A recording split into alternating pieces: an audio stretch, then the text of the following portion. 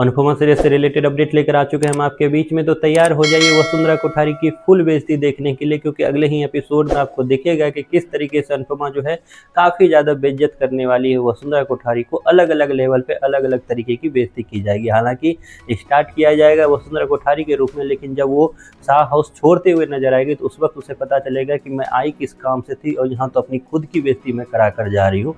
एक funny moment आपको recent episode में दिखा, तो वहीं पे फनी मोमेंट आपको आगे भी दिखेगा। फनी मोमेंट रिसेंट एपिसोड में ये था कि जो लाइमलाइट स्टार्ट हुई थी अंश और प्रेरणा को लेकर, उस लाइमलाइट को चुराते हुए नजर आए कौन, तो ईशानी और बंकू। अचानक से सारी लाइमलाइट शिफ्ट होती हुई नजर आई ईशानी और बंकू पे, और हमने देखा है कि काश बंकू उस रोज अगर बस पकड़ लिया होता तो आज ये तमाशा हुआ नहीं होता। तो बंकू को पैर छूने से ज़्यादा अपने बस पे फोकस करना चाहिए था, या फिर बंकू को इस चीज़ का एक तरह से मलाल था कि मैं अकेला क्यों जाऊँ, दिग्विजय क्यों यहाँ रह रहा है तो मैं भी रहूँगा, और किस तरीके से मुझे इतनी अगर अच्छे मौके मिल रहे हैं तो मैं क्यों ना लूँ, क्यों ना मैं पढ़ाई करूँ, और पढ़ाई भी मैं ईशानी से ही करना चाहता हूँ। खैर ये सारी चीज़ें आपको जहाँ रिसेंट एपिसोड में इस चीज़ का रिजल्ट के रूप में दिखाई दिया, तो आगे क्या होने वाला है, क्या आगे आपको दिखेगा। तो आपने देखा कि रिसेंट एपिसोड के प्रोमो में दिखाया गया कि पाखी और तोसू ने फाइनली एक डिसीजन लिया है कि हम इस चीज़ के लिए आगे जाकर विद्रोह करेंगे, लेकिन विद्रोह अकेले तो कर नहीं सकते। तो विद्रोह में उन्होंने लाया है अपने सरदार को, जी हाँ, और सरदार कोई और नहीं है, सरदार है वसुंधरा कोठारी। क्योंकि जिस तरीके से प्रोमो में दिखाया गया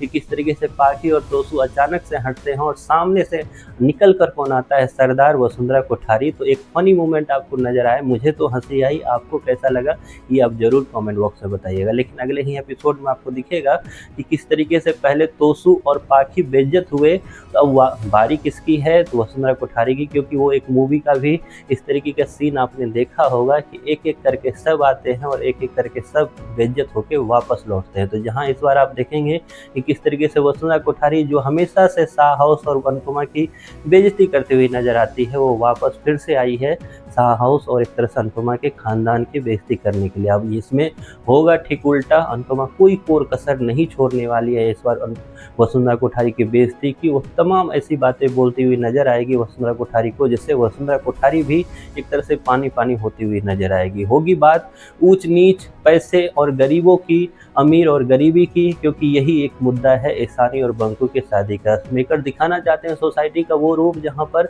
अगर सेम गलती अगर कोई अमीर वर्ग का लोग करे तो उसको माफ़ कर दिया जाता है, और सेम वही गलती अगर छोटे लोग मतलब गरीब लोग करे तो उसे एक तरह से बढ़ा चढ़ाकर बताया जाता है, या फिर उसे इसकी सज़ा दी जाती है। तो इसी चीज़ पे जहाँ हमने आज ही दो रूप देखा है कि अंश ने भी एक तरह से एक लड़की को पसंद किया, लेकिन उसकी बातें कभी नहीं हो रही थी कि कैसे प्रेरणा इस घर की बहू बनेगी, इसलिए क्योंकि प्रेरणा एक अच्छे घर से बिलोंग करती है। प्रेरणा रजनी देसाई की बेटी है, प्रेरणा अमेरिका में रह कर आई हुई है, तो वो बिल्कुल सही है।